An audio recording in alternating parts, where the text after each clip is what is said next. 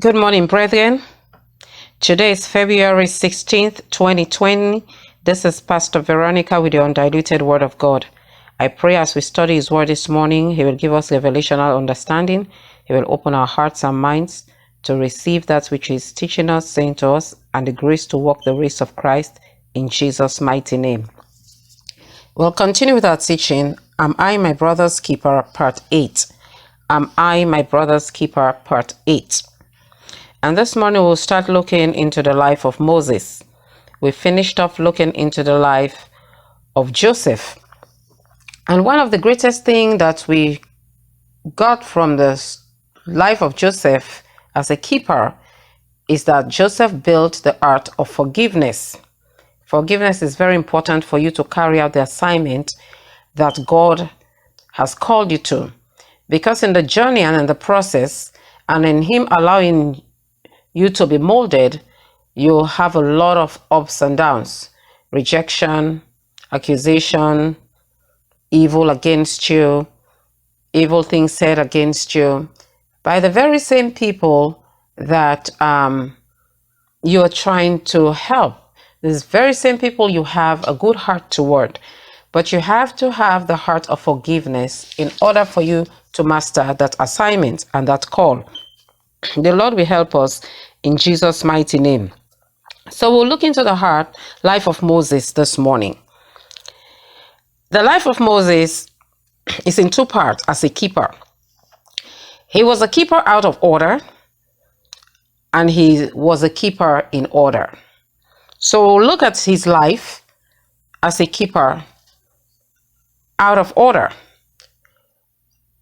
Moses was born in a time when the Pharaoh of Egypt was fearful of the magnitude of the population of Israel.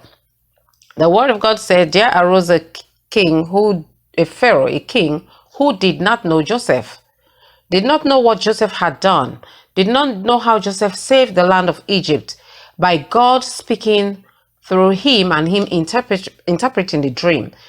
People forget yesterday. They will come down the line who don't care about what had happened down in the line of generations. They look just at what they have acquired and inherited, and they dwell on it.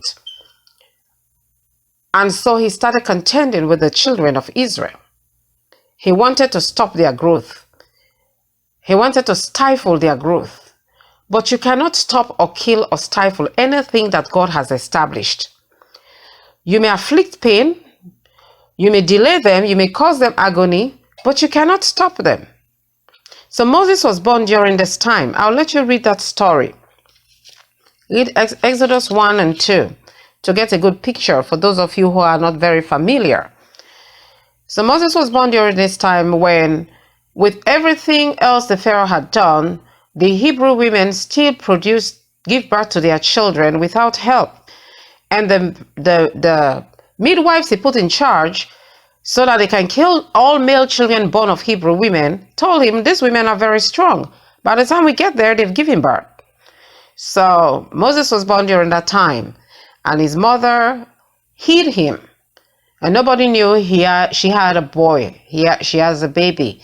But when it came to the point where she could no longer hide Moses, she went and hid Moses among the shrubs in the river, by the river where the daughter of Pharaoh go to take a bath.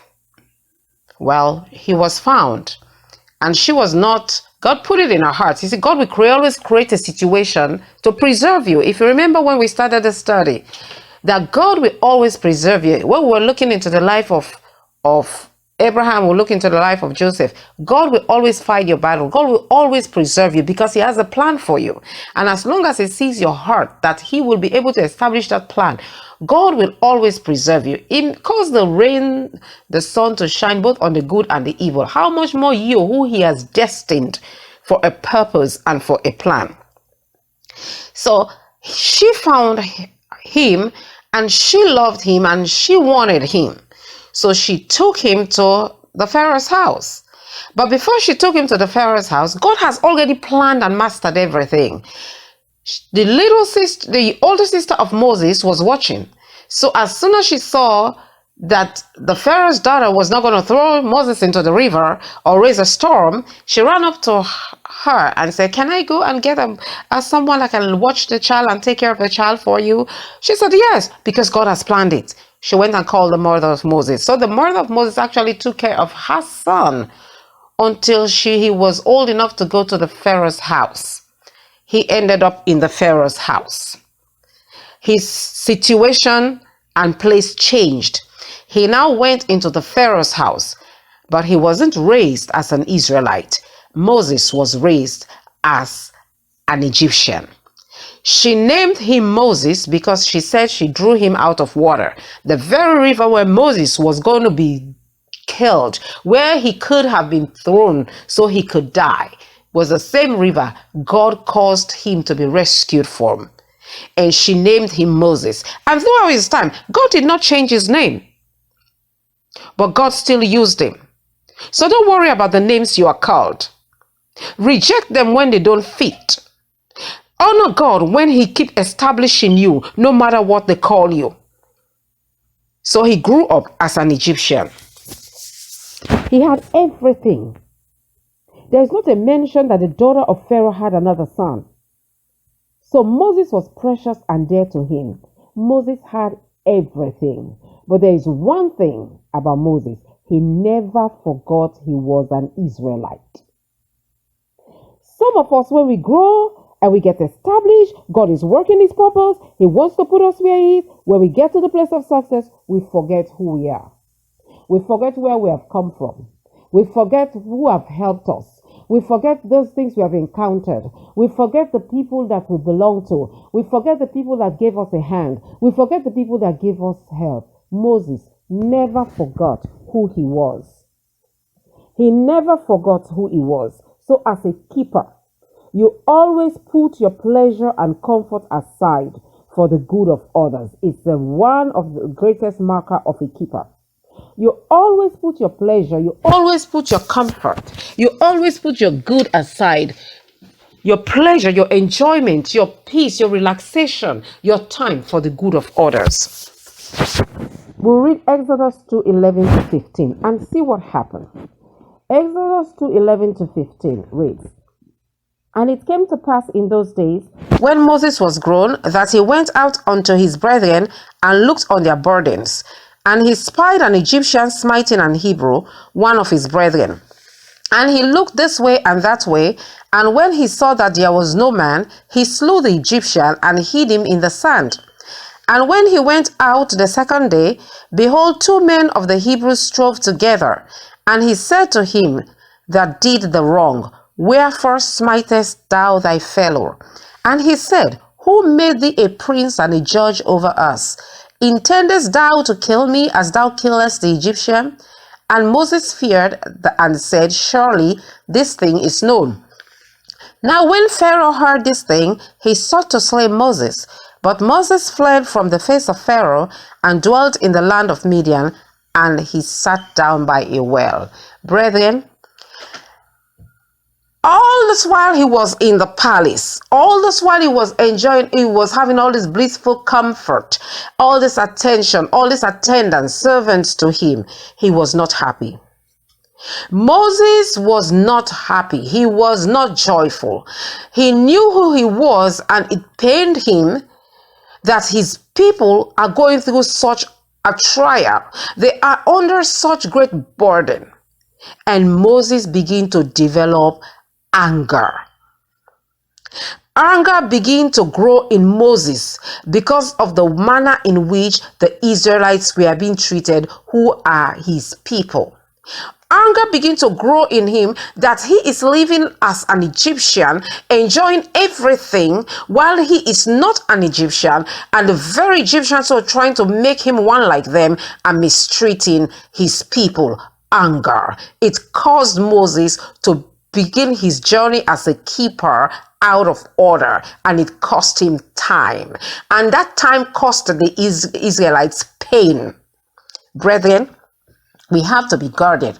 When God calls you into something, God reveal his purpose unto you. Be careful. Take your time. Walk with God. Don't jump ahead of him.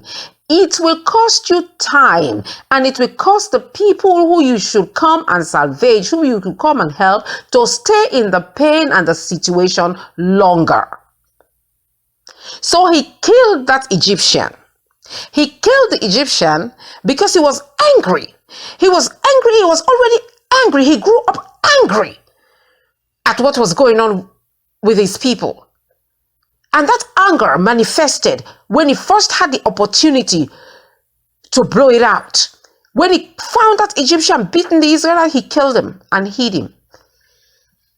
Killed him and hid his body under the sand. And he went out to see his people again. And he found both of them quarreling. 2 Israelites. And in his mind, your people are going through this trial. You should be together. You should work together. You shouldn't be fighting. And of course, rejection will look into it. It's one of the markers you'll encounter as a keeper. And he questioned, who made you a judge? You want to kill me like you killed the Egyptian? And Moses was like, wow, this thing is no longer a secret. Everybody knows about it. And sure, the Pharaoh heard about it and wanted to slay Moses, wanted to kill him.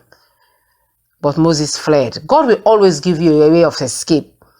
Moses fled because God had to preserve him for the purpose for which God has destined him for. God has destined him to be the one that will come and get them out of that bondage. So what God did was to get him first out of bondage, delivering him from being thrown into that river and being killed. Bringing him into the house of Pharaoh where he could be properly and well preserved. So no one would go out there and say, why did they allow this Hebrew woman to keep her son? I don't care if he's the son of the Pharaoh's daughter warned him, he's an Israelite. No, God moved him into the camp of the enemy so he could be preserved. So at times when you ask yourself, why am I among these people? Why did I even get into this situation? Why did I even get into this issue? Why did I even dip my hand into it to help them? It could be God wants to preserve you so you can see the bigger picture. Maybe Moses wouldn't have understood really what it meant to be an Israelite under those circumstances if he had not moved into a situation of calm and sweet and comfort. And compare it literally with what his people were going through. But God wanted to preserve him and preserve him well. So he moved him into the camp of the enemy and let him grow up and be preserved. And when he could not control his anger, he had to flee. He had to flee. So Moses fled. He left. So as a keeper, one of the things that is you're always going to find that is within you, even if you get angry about the situation that you're being rejected or no thank you, whatever it is, you still always find yourself having pain, a holy anger in you about the pain of others, a holy concern, a sincere concern in you about the pain of others. That's where Moses found himself. He built up this anger. He had this holy desire to deliver them, for them to be out of bondage. But he couldn't control his feelings and his emotion. So as a keeper, you must be able to control your feeling and your emotion. As we read earlier in 11 and 12, he said, and it came to pass in those days when Moses was grown, that he went out unto his brethren and looked on their burdens. And he spied an Egyptian smiting an Hebrew, one of his brethren. So he never forgot who he is. This holy anger built up in him. This unholy concern about delivering them built up in him. And he did not control his emotion. And he looked this way and that way. And when he saw there was no man, he slew the Egyptian and hid him in the sand. And if we go to 15, it says, now when Pharaoh heard this thing, he sought to slay Moses. But Moses fled from the face of Pharaoh and dwelt in the land of Midian. And he sat down by a well. Brethren, you have to be able to control your emotion and anger, your feelings, your desires, or you will miss the point or delay the process. You will miss the point or delay the process. In this case, Moses delayed the process. And you know what? The anger he built up, because he couldn't control that anger, to wait on God to process it, that same anger contended with Moses in the end. So anything in your life that you don't deal with, that is not in concert and conformity with the word of God, that is not in concert and conformity with the plan of God, if you don't deal with it, it will deal with you. That anger that Moses built up dealt with him in the end. And it cost him the promised land, entering the promised land. So anything in your life that is not according to the will of God and plan of God, and you know whether it is a vice, whether it is a desire, whether it is a habit, if you do not deal with it, it will deal with you. So as a keeper out of order, he couldn't wait for the process. He ended up taking things into his hands, killed the Egyptians, and he was about 40 years of age. So he stayed with his mother for his period of time, and from that period of time he got into Pharaoh's house. He stayed in Pharaoh's house until he was 40 years of age, and he killed this Egyptian. Well, guess what? When it was known, he fled. When he fled, he lived in the land of Midian for another 40 years. So, because he was out of order, for 40 more years, these people stayed in bondage. Because God had to raise someone, train someone to come and deliver them. God will always use people. But because he went ahead of the process, he now had to go away and get a different kind of training, because God knows, as he called these people himself, stiff-necked. They are people who he needs the meekest person to handle. And Moses was declared the meekest person that ever lived. They were a people of trial, temptations, and trouble. Even God gets angry with them. Imagine man. So God needs somebody that have a heart that is in his hand to deal with them. So he had to train Moses. He had to get Moses to rear the flock, to understand what it means to keep them, to understand what it means to deliver them, to understand what it means to defend them, to understand what it means to protect them, to understand what it means to feed them, to understand what it means to lead them. That is why God use shepherds, sheep herders, shepherds.